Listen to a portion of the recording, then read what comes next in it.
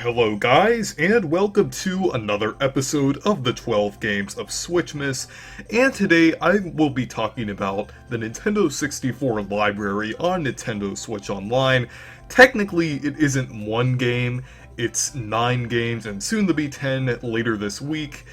but overall, I have very mixed opinions about it. On one hand, it does have a lot of good games on it, like Super Mario 64, Ocarina of Time, Yoshi's Story, Mario Kart 64, and soon Paper Mario, which I'm really excited about, because that's definitely one of my favorite games, and my favorite game on the Nintendo 64, and you know I'm the Paper Mario guy, so I'm pretty excited about that, but just overall, even though the games on there are good, obviously, the service itself isn't very good. I almost feel like it's pretty scummy, in my opinion. Because basically, it's a part of a $50 service, which includes the Nintendo Switch Online, and then $30 extra for a Nintendo 64, Sega Genesis, and the Animal Crossing DLC. And just honestly, just to play Nintendo 64 games, it kind of feels like a ripoff to pay that much, because a lot of people are just wanting to play just Nintendo 64 games, so it's kind of disappointing that they didn't just have the Nintendo 64 games be like a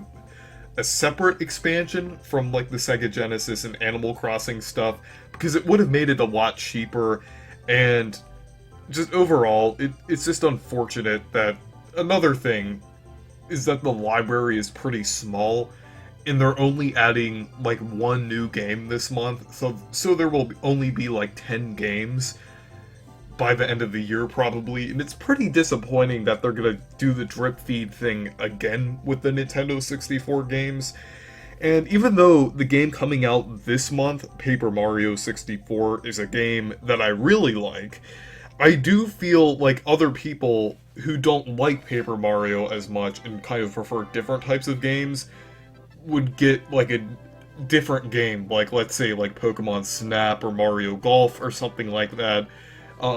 It's just pretty disappointing that we're only getting one game.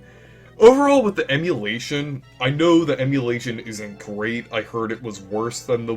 Wii U Virtual Console, but on most games, it doesn't really have any issues, unless you're playing online, kind of like most Switch games. But just overall, games like Mario Kart 64 and Yoshi's Story don't really seem to have many problems with emulation. But there is some problems on games like Mario 64 and Ocarina of Time, since there's input lag, and just overall there's some visual issues in Ocarina of Time. They're not really game-breaking issues, but they are pretty disappointing since you're paying a lot of money for this service. But anyways, the Nintendo 64 app, while I do like the games on the service, it's just overall the service in general isn't good, and I really hope they improve it in some ways. In some ways they could do that is actually add button mapping, another thing that I didn't mention before in my negatives, but it would be really nice to have that, and better emulation, like an improvement in emulation, and more games coming out for it. And then finally, one thing that I really think they should do with retro games on the Switch overall is have like a way to download them. Like maybe if you don't even have the Nintendo Switch Online, you could just pay to download an individual game and you'd have it forever, even when the services go offline or you don't pay for Nintendo Switch Online.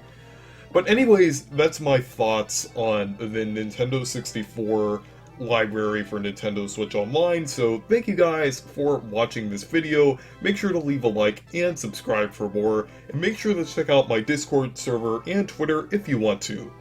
Goodbye.